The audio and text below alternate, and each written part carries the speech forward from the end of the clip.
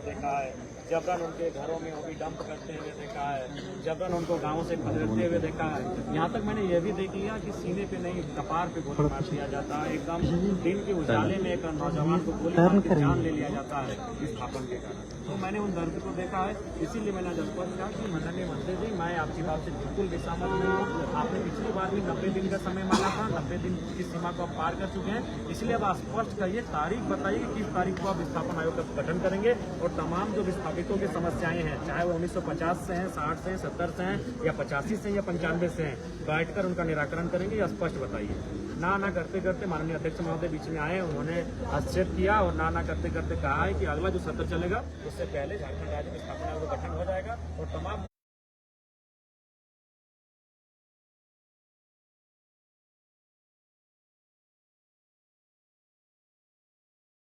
मैं भारतीय जनता पार्टी और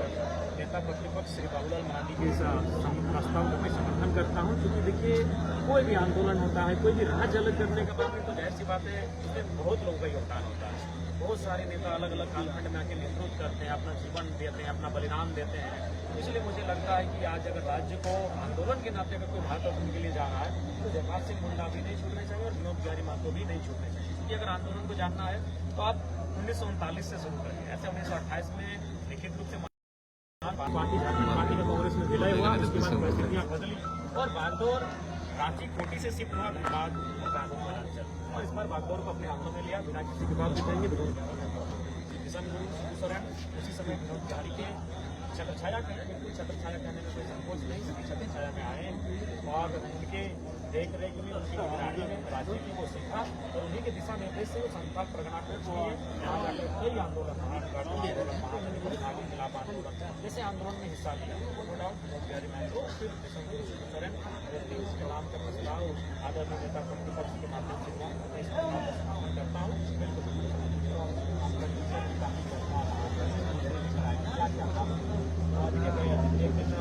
मेरा था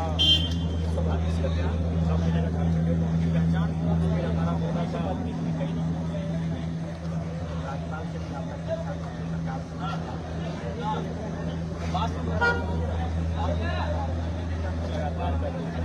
लीडर हो जाते हैं हम लोग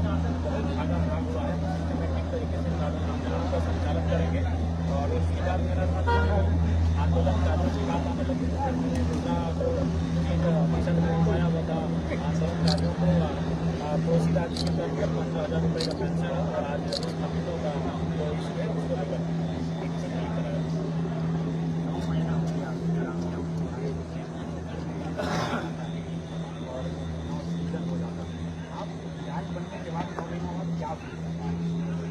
बहुत बड़ा फील यही हो पा रहा है कि बीमारी बहुत बड़ी अपेक्षाओं का एक बहुत बड़ा पहाड़ हमारे सामने है और उस पहाड़ की जो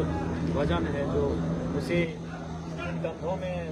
भार लेने के लिए संघर्ष करना पड़ रहा है और उसी संघर्ष की दिशा में चलकर अपने आप को स्थापित करने का प्रयास कर रहे हैं। देखिए ये तो डुमरी की जनता है, अगर आप सेल्फ सेटिस्फेक्शन हम अगर सेल्फ कहें तो हम जहाँ भी जा रहे हैं कोई मुद्दों को जमीन का मुद्दा जमीन का मुद्दा वो मेरे झारखंड का नहीं है, उस समय भी वो मुद्दा था, लालचंद मुद्दा था, सीमा कई मुद्दों में उनका बैठक हुआ है,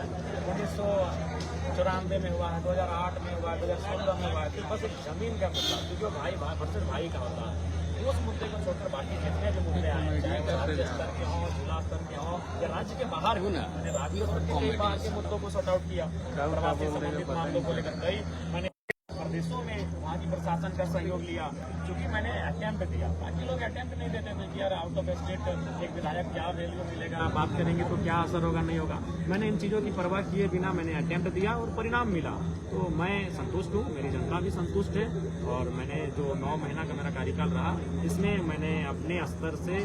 मैंने 100% अटेम्प्ट देने का प्रयास किया। कभी मन में इस बात का कसक रहा कि विधायक रहते हुए भी हम कुछ नहीं कर पाते? कभी कभी कुछ चीज़ें आती हैं जो विधायक के बजट से बाहर होती हैं, तो तो वहाँ अफसोस होता है कि यार विधायक की कार्य क्षेत्र से बाहर है। कभी कभी ये चीज़ें भी, जैसे मान के चलिए बहुत सारे आउट ऑफ स्टेट के मैटर में सफल होते हैं तो कहीं कहीं असफल भी हो जाते हैं। तो जब असफल होते हैं तो वहाँ आता है कि विधायक के बस की बात ये सिचुएशन, ये मैटर नहीं था। तो कभी कभी कुछ चीज़ें आती हैं जिनसे लगता है कि भाई विधायक रहते भी शायद हम इसमें लोगों की मदद नहीं कर पा रहे। आज सदन का आखिरी दिन था, मुख्यमंत्री 40 मिनट बोले। उन्होंने एक बात बोली कि हमारे खिलाफ फंडिंग करके लोगों को तैयार करके आंदोलन करना है। इससे आपकी पार्टी में एक आंदोलन की क्या ऐसा हो रहा है झारखंड? देखिए, फंडिंग का कोई विषय नहीं है। माननीय मुख्यमंत्री, उन्हें बाहर आना चाहिए, उन्हें राज्य के घटनाक्रम का वो देखना चाहिए, उनको आकलन करना चाहिए, उन्हें स्वयं पता चल जाएगा कि हो क्या रहा है। देखिए, अगर फंडिंग की बात हो, अभी आज के एक डिस्कशन को ले लें, मथुरा प्रसाद महतो, योगेंद्र प्रसाद महतो, एक सत्ता पक्ष के विधायक, दूसरे सत्ता पक्ष के मंत्री,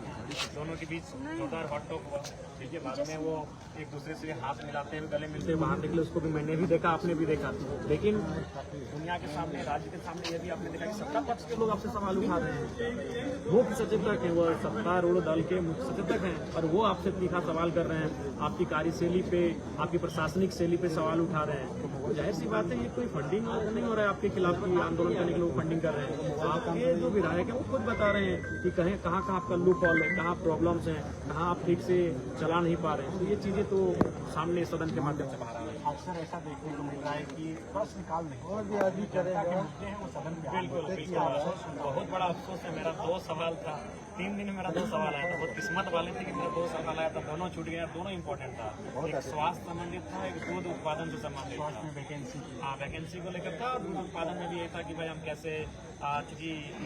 विभागीय मंत्री जी ने ही बयान दिया है मैडम ने कि आने वाले 5 सालों में हम यहाँ तक हासिल करेंगे, तो उसी विषय को लेकर मेरा